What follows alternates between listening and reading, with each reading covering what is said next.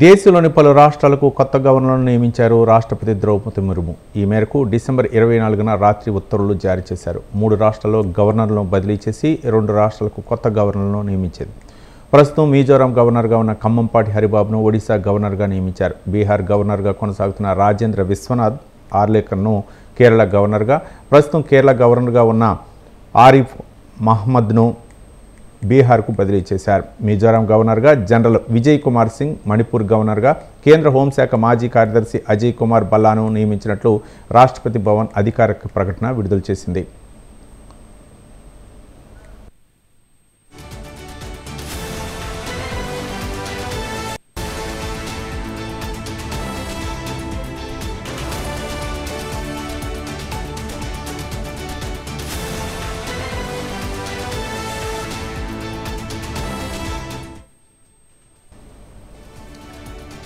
Odisha governor Raghubar Das రాజీనామా చేసిన నేపథ్యంలో ఆయన స్థానంలో ఖమ్మంపాటిని నియమిస్తూ ఉత్తర్వులు జారీ చేశారు. ఏపీ బీజేపీ అధ్యక్షుడిగా, విశాఖపట్నం ఎంపీగా పనిచేసిన హరిబాబు 2021 నవంబర్ 6న మిజోరాం గవర్నర్గా నియమితులయ్యారు.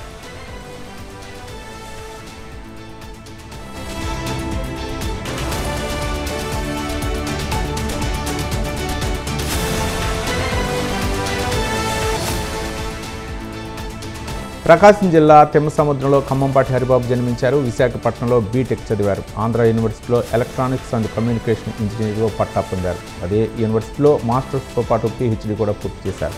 ఆ తర్వాత ఆంధ్ర యూనివర్సిటీలో పనిచేసి 1993లో అసోసియేట్ ప్రొఫెసర్గా స్వచ్ఛంద పదవీ విరమణ తీసుకుని రాజకీయాల్లోకి ప్రవేశించారు.